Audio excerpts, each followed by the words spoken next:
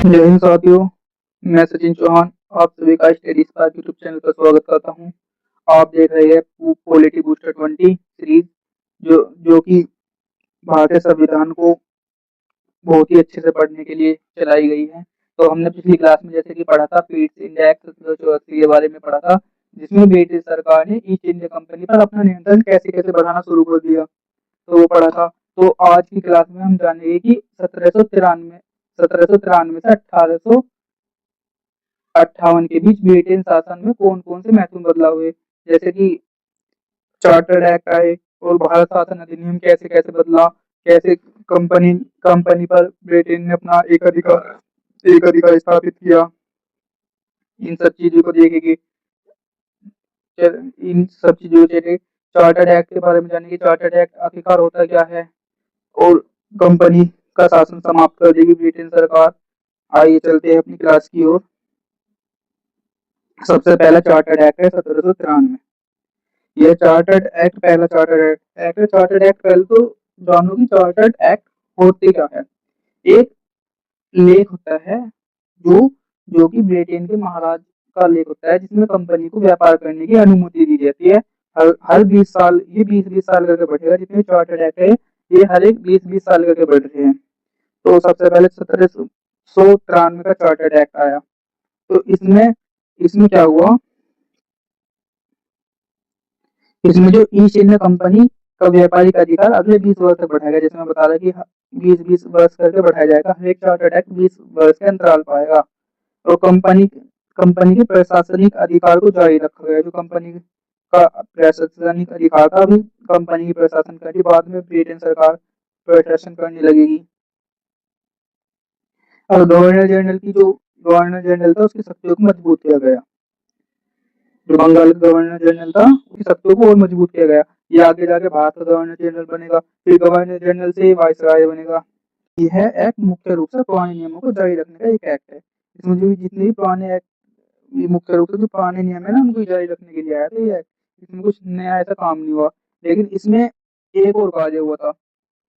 इसमें जो board of control बनाए गए थे ना, उसका वेतन पहले ब्रिटेन देती थी, लेकिन उसको अब जो भारतीय राजस्व है ना उससे जारी करेगा ब्रिटेन बोर्ड ऑफ कंट्रोल का वेतन। और ब्रिटेन कंपनी ने जो ब्रिटेन है उसने कंपनी से कहा कि अब तुम्हें सालाना पर ईयर 5 लाख रुपए देने पड़ेंगे भारत में राज करना है। तो ईस्ट इंडिया कंपनी से कहा, और ईस्ट इंडिया कंपनी से कहा कि तुम कुछ भी करो, आपको ब्रिटेन को 5 लाख रुपए सालाना देने पड़ेंगे, चाहे कुछ भी हो जाओ इस एक्ट में। इसके बाद आया 1813 चार्टर्ड अधिनियम 1813। ये एक बहुत ही महत्वपूर्ण एक्ट है। इसमें बहुत सारे बदलाव हुए। तो उसके बारे में जैसे कि इसमें ईस्ट इंडिया कंपनी का भारत के साथ व्यापारिक एक अधिकार समाप्त कर दिया। इसमें भारत पहले ईस्ट इंडिया कंपनी बस का एक अधिकार था कि बस ईस्ट इंडिया कंपनी ही भारत के साथ व्यापार कर सकती थी और कोई आसपास का देश नहीं कर सकता था, जो जितने भी वहां से आते थे। लेकिन उसको समाप्त कर दिया। उसके पीछे भी एक रीजन था। उसके पीछे जो ने एक फ्रांस का शासक था, नेपोलियन बोनापार्ट, जिसने इसके लिए जो ब्रिटेन उसने कहा, उसने ब्रिटेन की जो महारानी थी उस पर दबाव बनाया कि आप की जो कंपनी है ईस्ट इंडिया कंपनी, उसको एक अधिकार है व्यापार करने का। और देश को भी तो होना चाहिए उनके साथ व्यापार, क्योंकि वहाँ की व्यापारिक संरचना मतलब और देश को थोड़ी बस ईस्ट इंडिया कंपनी ग्रो कर दी थी। तो उसने महारानी पर दबाव बनाया, तो महारानी ने जो कंपनी का एक अधिकार था उसको समाप्त कर दिया। और जब उनका व्यापारिक एक अधिकार समाप्त हो गया, तो लेकिन ऐसा नहीं सारे अधिकार समाप्त हो गए, लेकिन ब्रिटेन जो ईस्ट इंडिया कंपनी थी उसने कुछ अधिकार अपने पास रखे हैं। जैसे कि चाय के व्यापार और चीन जो देश है उसके साथ व्यापार का एक अधिकार अभी तक ईस्ट इंडिया कंपनी के पास था। और कुछ कुछ जगह जो अफीम की खेती होती है ना, उसका भी एक अधिकार अभी तक ब्रिटेन के ही उसकी ईस्ट इंडिया कंपनी के पास था। इसमें इसमें जो ईसाई मिशनरियों को भारत में आने की अनुमति दी गई। वैसे तो ईसाई मिशनरी थी वो पहले से आ रही थी, लेकिन जो आधिकारिक आधिकारिक तरीके से मतलब भारत में धर्म प्रचार की के लिए चार्टर्ड एक्ट 1813 में उनको परमिशन दी गई। ईसाई मिशनरियों को उनसे बोला गया तुम कैसे भी जाओ भारत में कन्वर्जन करवाओ, क्योंकि बहुत ही जल्द ही ग्रो करने वाला धर्म है ईसाई, जिसने चाहे कैसे भी हो, गरीब कैसे भी आदमी उसको कन्वर्ट कराओ, ईसाई बनाओ उसको। तो इसमें 3 फैक्ट बताता हूँ जो कि एग्जाम में आते हैं बहुत ज़्यादा। जैसे भारत में आने वाला पहला ईसाई मिशनरी कौन था? पूछता है कि भारत में आने वाला पहला ईसाई मिशनरी कौन था?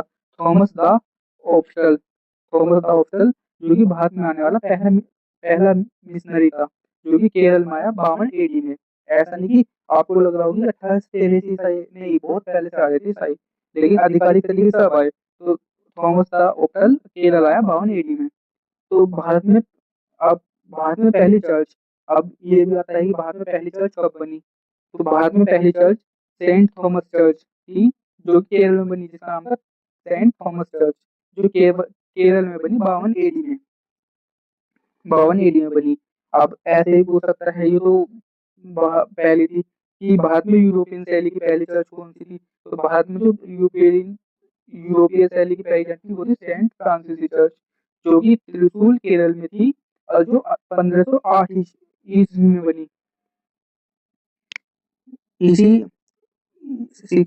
ये क्वेश्चन पूछे जाते हैं हर एक एग्जाम में। तो शिक्षा के लिए प्रतिवर्ष 1 लाख रुपए खर्च करने का प्रावधान भी इसी में लाया गया कि शिक्षा पे हर साल 1 लाख रुपए खर्च किए जाए करेंगे। ये भारत में से शिक्षा और सामाजिक सुधार के लिए ये महत्वपूर्ण एक्ट था। तो अब इसके बाद 13 के बाद आया 20 साल बाद 1833 चार्टर्ड अधिनियम। जैसे चार्टर्ड अधिनियम आपको पता लग रहा है कि 20-20 साल करके बढ़ेगा, तो इसमें ईस्ट इंडिया कंपनी का व्यापार पूरी तरह समाप्त कर दिया। पहले तो ये था कि उन पे कुछ चीज में वो पहले तो रोक लगाई कि एक अधिकार कंपनी का कम हो गया, लेकिन यहाँ पे अब कुछ बिल्कुल ही समाप्त कर दिया। अब कंपनी केवल प्रशासन करेगी, अब व्यापार नहीं करेगी, कंपनी प्रशासन करेगी। कंपनी को यहाँ का प्रशासनिक बना दिया। तो कंपनी प्रशासन करेगी, तो इसी में ही जो बंगाल का गवर्नर जनरल था अब उसे भारत का गवर्नर जनरल बना दिया। जो गवर्नर जनरल बंगाल का था उसे भारत, अब जो विधि बनाएगा वो पूरे भारत के लिए विधि बनाएगा। और जो पहला गवर्नर जनरल था वो था विलियम बेंटिक, पहला गवर्नर जनरल। और पहला तो भारत का गवर्नर जनरल और अंतिम बंगाल का गवर्नर जनरल विलियम बेंटिक को कैसे पूछ सकते हैं? बंगाल का अंतिम गवर्नर जनरल जब भी विलियम बेंटिक, और भारत का पहला गवर्नर जनरल जब भी विलियम बेंटिक। तो इसकी जो, जैसे आपको पता था, जो जीजी की गवर्नर जनरल की कार्यकारिणी से वो थी, तो उसमें पहले 3 सदस्य होते थे, 3 सदस्य होते थे ना। तो अब इसमें एक सदस्य और बढ़ाया, जो कि चौथा सदस्य। अब इसमें 4 सदस्य हो गए, लेकिन वोट का अधिकार सिर्फ अभी भी 3 को था, जो तीन ही आदमी को ही वोट का अधिकार था। और जो चौथा सदस्य बनेगा वो विधि कानून को जानने वाला होगा, मतलब कानून के बारे में अच्छी तरीके से जानने वाला होगा। और जो उस टाइम पे बना था वो मेकाले बना था, मेकाले चौथा सदस्य बना था गवर्नर जनरल का कार्यकारिणी, उस कार्यकारिणी का। लेकिन जो चौथा सदस्य बनेगा उसको वोट डालने का अधिकार नहीं रहा है, वो नामात्र, मतलब नामात्र का ही वो रहेगा वोट पास। तो जैसे 1835 चार्टर्ड एक्ट में और भी काम हुआ। जैसे कानून बनाने की शक्ति केंद्रित करी गई। इसमें जो कानून बनाएगा अब पूरे भारत के लिए, जैसे मैंने बताया कि अब कानून जो बनेंगे, अब भारत का गवर्नर जनरल बन गया, पूरे भारत के लिए कानून बनाएगा। इसमें भारतीय कानूनों को व्यवस्थित करने के लिए प्रथम विधि आयोग, प्रथम लॉ कमीशन की स्थापना की गई। इसी में जो लॉ कमीशन है उसकी स्थापना करेगी कि अब भारत के लिए कानून बनाए जाए करेगी।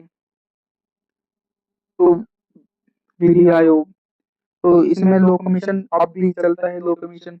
तो लॉ कमीशन जो इसमें लॉ कमीशन बनाया गया, जैसे अब पूछता है कि स्वतंत्र भारत का पहला विधि आयोग जो था वो 1955 में बना, स्वतंत्र भारत का विधि आयोग।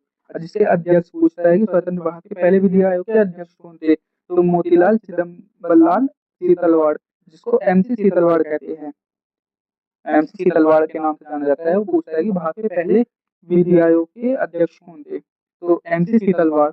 और जो वर्तमान में प्रेजेंट में विधि आयोग चल रहा है वो 23वां विधि आयोग चल रहा, जो कि 2027 तक चलेगा।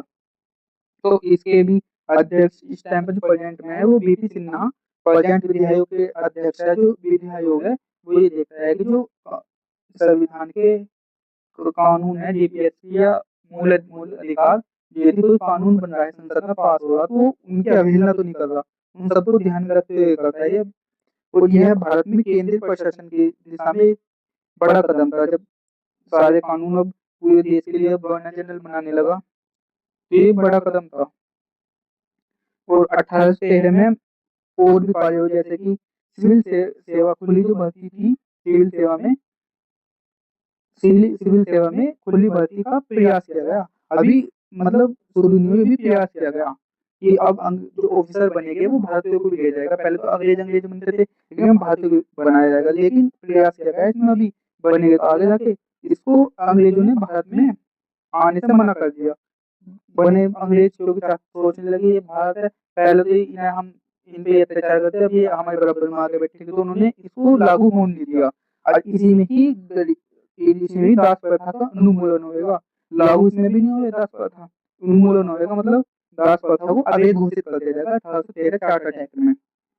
इसमें 1813 चार्टर्ड एक्ट में जो दास प्रथा थी उसको अवैध घोषित है कि दास प्रथा को कौन से एक्ट में अवैध घोषित किया गया। तो चार्टर्ड एक्ट 1833 में इसको अवैध घोषित कर दिया गया। तो अब आया चार्टर्ड एक्ट 1853। 53 में बहुत सारी चीज हुई, जैसे कि गवर्नर जनरल की परिषद के कार्यकारी और विधायी का कार्य को अलग कर दिया गया। जो परिषद के कार्य थे परिषद के कार्यकारी और विधायी का कार्यकारी को अलग कर दिया। इसमें इसी एक्ट में और विधायी परिषद में अतिरिक्त सदस्यों को भी शामिल किया गया। जैसे विधायी परिषद में पहले 6 सदस्य थे, मतलब पहले विधायी परिषद में पहले 4 सदस्य थे, 6 वो जोड़ दिए और 2 को प्रस्ताव रखा। पहले 4 सदस्य थे ना विधायी परिषद में, अब ये टोटल 12 सदस्य हो गए, जिसको केंद्रीय विधान परिषद के नाम से जाने लगा। और इसी में ही बोर्ड ऑफ कंट्रोल के सदस्यों की संख्या घटाई गई। जो बोर्ड ऑफ कंट्रोल बना था उसके सदस्यों की संख्या इसी में घटाई गई। और सिविल सेवा में प्रतियोगी परीक्षाओं की शुरुआत का मार्ग प्रस्तावित हुआ। इसी से ही जो सिविल सेवा में भारतीयों को लेने से पहले में उन्होंने कहा था, लेकिन अंग्रेजों ने मना कर दिया, लेकिन अगले में अब भारतीय भी सिविल सेवा में हिस्सेदारी ले सकते हैं, इसमें ये प्रस्ताव आया। और इसमें भारत में आधुनिक व्यवस्था है उसकी नींव भी रखी गई। और ये चार्टर्ड अधिनियम लास्ट चार्टर्ड अधिनियम रहेगा। इसके बाद भारत शासन अधिनियम आने लगेगा।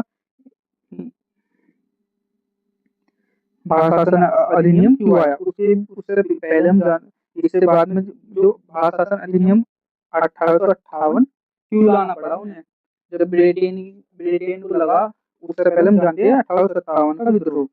अभी मैं बताऊंगा कि शासन को जैसे 1857 में एक बड़ा विद्रोह था, देश में अशांति फैल गई, ब्रिटेन को भगाने के ईस्ट इंडिया कंपनी को भगाने के लिए भारतीयों ने एकजुट नहीं मतलब जगह जगह पे एकजुट होते तो ये चले जाते। जब इसमें बहुत सारे प्रमुख कारण थे, सैनिक असंतोष, सैनिकों से गालू सूअर की चर्बी और गाय की चर्बी के मुंह से निकाल कर फेंकने पड़ते थे।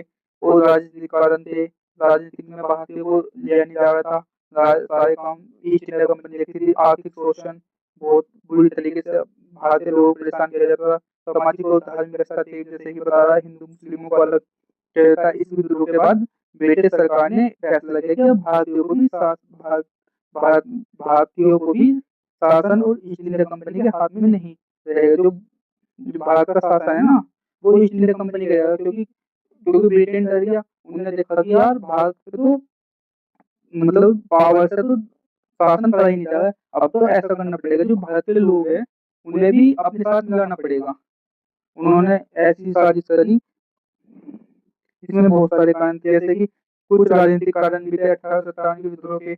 लैप्स नीति मतलब हड़प नीति, जिसमें इसे डलहौजी ने लागू किया। इस नीति के अनुसार यदि किसी राज्य का शासक बिना प्राकृतिक उत्तरदायी के मर जाता है प्राकृतिक उत्तराधिकारी के मर्यादा यदि किसी का बेटा नहीं है जो शासन कर सके तो उस राज्य को अंग्रेजों में मिला लिया जाएगा, इस निगम में मिला लिया जाएगा। तो इसमें कई राज्य थे जो मिल गए, सतारा, झांसी, नागपुर, रानी लक्ष्मीबाई झांसी थी, उनका राज्य भी मिल गया। वो खूब लड़ी मर्दानी थी, वो तो झांसी वाली रानी थी। लैफ्ट नीति लॉर्ड डलहौजी ने अपनाई। लैफ्ट नीति का किसने, वो सही लैफ्ट नीति किसने लागू की थी, तो लॉर्ड डलहौजी ने। तो 1857 के युद्धों के कारण अंग्रेजों की नीतियां थी किसानों पर भारी लगाम, उद्योगों का नुकसान, कुटीर उद्योगों का पतन, ये आर्थिक कारण थे। अब 1857 में जो विद्रोह हुआ उसमें अलग अलग जगह से जो नेता उसका नेतृत्व कर रहे थे उनके नाम ये पूछता है कि दिल्ली से कौन था, बहादुर शाह जफर जो उस टाइम पे दिल्ली दिल्ली गद्दी पे बैठा था। कानपुर से नाना साहब, झांसी से रानी लक्ष्मीबाई जिनके शासन को अंग्रेजों ने मिलाने की कोशिश की थी। लखनऊ से बेगम हजरत महल जिसको महपरी भी कहा जाता है। बिहार से कुंवर सिंह, बरेली से खान बहादुर खान। अब जब इसमें भी ये कहानी है, 1857 का जब विद्रोह हुआ तो ब्रिटेन की कंपनी को पूरा लग गया था कि अब तो भारत में शासन करना ब्रिटिश जो ईस्ट इंडिया कंपनी इसके बस की तो है नहीं। इसने तो एक ही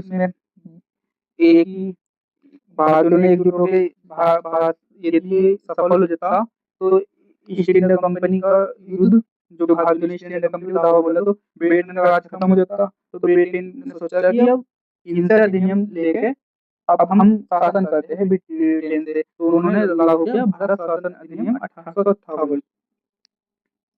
तो इसमें इसी में ही जो भारत शासन अधिनियम, तो इसमें 1 नवंबर 1858 को कैनिंग उस टाइम पे वाइसराय बना था। तो उसने महारानी विक्टोरिया के घोषणा पत्र पढ़ा जिसमें लिखा था कि जिसमें महारानी विक्टोरिया ने देखो भारत को किस तरीके से चूतिया बनाया, मतलब पागल बनाया कि भारतीय लोग हैं क्योंकि हमने ईस्ट इंडिया कंपनी को बहुत ही मना किया कि भारत पे अत्याचार ना करे, सुशासन करे, अच्छे शासन करे, उनके उनके उनका आदर करे और वहाँ पे अच्छी सत्ता का ध्यान रखे। लेकिन ये ईस्ट इंडिया कंपनी ने शासन नहीं किया। तो उसी चीज को हम मद्देनजर रखते हुए मैं महारानी आपसे वादा करती हूँ कि मैं आपके आपके जो भी ये आपके शासन का ध्यान रखूंगी, आपको अधिकार दूंगी और आपको शासन करने का वो भी दूंगी। एक मीठी गोली देती भारतीयों को। तो यह अधिनियम भारतीय इतिहास में बड़ा परिवर्तन माना जाता है क्योंकि जो ब्रिटेन ईस्ट इंडिया कंपनी का शासन खत्म हो जाएगा, ब्रिटेन राज करेगा। तो इसमें मुख्य विशेषता क्या थी, कंपनी का शासन समाप्त हो गया। अब ईस्ट इंडिया कंपनी का शासन समाप्त कर दिया गया। भारत सीधे ब्रिटेन क्राउन के अधीन आ गया। भारत शासन इसमें बहुत जो भारत सचिव है, इसमें एक पद बनाया है भारत सचिव। ब्रिटेन सरकार, क्योंकि ऐसा तो है नहीं कि ब्रिटेन के पास सरकार अपने देश का भी और भारत का भी दोनों जगह का देख लेगा। ब्रिटेन ने एक पद बनाया है भारत सचिव, जो कि ब्रिटेन सरकार ने भारत के लिए एक नए पद का निर्माण किया, जो कि भारत का शासन देखेगा,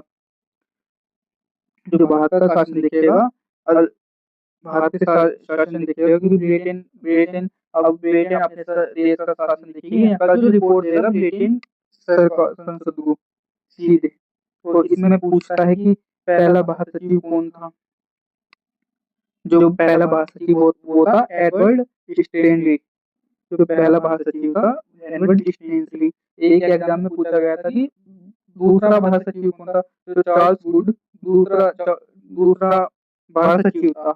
तो और एक और फैक्ट है इसमें, जो भारत सचिव में जो सदस्य थे वो 15 सदस्य और एक अध्यक्ष था। जो इनका वेतन था ना, वो भारत की संसद में दिया जाएगा। देखो कितनी बढ़िया बात है, जो भारत में राज कर रहे ब्रिटेन के लोग, ब्रिटेन ने सदस्यों को नियुक्त किया और भारत की संसद निधि से वेतन दे रहे। इसके खिलाफ आवाज भी उठाई। तो ये 1919 एक्ट में इसको बंद कर दिए। इनका वेतन 15+1 जो ये था ब्रिटेन का भारत सचिव का जो था, इसको वेतन अब ब्रिटेन देने लगेगी। और आगे चल के जब इन्हें लगा कि ये तो फिजूल खर्चा, 1965 में भारत परिषद तो ही खत्म कर देंगे, ये तो अतिरिक्त कर है, जब तक भारत आया था कोई दिक्कत नहीं, यदि अपना आप देने लगे तो ये एकदम खत्म कर दिया। भारत सचिव भारत पर प्रशासनिक नियंत्रण करेगा। ये पद हाँ इसलिए बना क्योंकि ब्रिटेन के पास वो था। अब जो भारत परिषद, जैसे तुमने बताया, भारत परिषद की सहायता के लिए 15 सदस्यीय की परिषद बनाएगी जिनका वेतन भारत के सचिव निधि से जाएगा। अब जो गवर्नर जनरल था उसको वाइसराय कहा जाने लगा। जो पहले गवर्नर जनरल था, अब ये सीधी रिपोर्ट ब्रिटिश, ये भारत का गवर्नर जनरल ब्रिटिश सम्राट का प्रतिनिधि माना जाएगा। जो रिपोर्ट जो सीधी देगा वो ब्रिटेन को देगा। तो पहला वाइसराय था वो केनिंग था, फिर पहला तो वाइसराय था, और अंतिम गवर्नर जनरल भारत का। यदि पूछता है कि भारत का अंतिम गवर्नर जनरल तो केनिंग, और भारत का पहला वाइसराय तो भी केनिंग। तो परीक्षा के लिए महत्वपूर्ण तथ्य है, जैसे मैंने अभी आपको समझाया, तो अब मैं आपको बता दूं हर एक जैसे कि 1793 में पहला चार्टर एक्ट आया, 1813 कंपनी का व्यापारिक एकाधिकार समाप्त, कुछ अपवाद को छोड़कर, जैसे चाय और चीन और कुछ जगह जो अफीम की खेती थी उसको छोड़कर कंपनी का एकाधिकार समाप्त कर दिया। 1837 में भारत का गवर्नर जनरल बनाया बेंटिंग को। पहले जो बंगाल का गवर्नर जनरल था उसको भारत का गवर्नर जनरल बना दिया। और 1853 में अंतिम चार्ट, जिसमें अंतिम चार्ट था, 1858 में कंपनी का शासन समाप्त और अब भारत शासन अधिनियम चालू होगा, जिसमें पहला वाइसराय केनिंग बनाया गया। क्विक रिवीजन, इसमें भी थोड़ी रूपरेखा है। जैसे 1793 में कंपनी ने चार्टर एक्ट जारी किया, व्यापारिक एकाधिकार में कमी करी गई, व्यापारिक एकाधिकार समाप्त कर दिया गया। 33 में प्रशासनिक सुधार किए गए। 53 में क्राउन शासन शुरू, ब्रिटेन अब शासन करेगी। ये दो क्वेश्चन है, इनका आंसर आपको कमेंट में दे दीजिए कि भारत का पहला गवर्नर जनरल कौन था, ये भी आपको कमेंट में बताना। वो भारत शासन अधिनियम 1858 के बाद भारत के अधीन हो गया, ये भी आपको कमेंट में बताना। तो आई होप आपको हमारी क्लास पसंद आई होगी। यदि आपका कोई सजेशन है तो कमेंट कर सकते हैं। हम वैसे तो मैंने पूरी कोशिश की आपको कि बिल्कुल समझ में आ जाए। पीडीएफ से लाइन पढ़ते हुए 20 मिनट में लिख के पढ़ा जाएगा तो बहुत ज्यादा टाइम लगेगा। 20 मिनट में आपको मेन फैक्ट है इसमें, जो एग्जाम ओरिएंटेड है, जो अलग से है, वो मैं बता देता हूँ। ठीक है, यदि आपको क्लास पसंद आई तो लाइक करें, कमेंट करें, और यदि हमारी क्लास से जुड़ना चाहते तो हमारे चैनल को सब्सक्राइब कर ले, जिससे कि आपको हर एक क्लास समय से मिलते है। थैंक यू, धन्यवाद।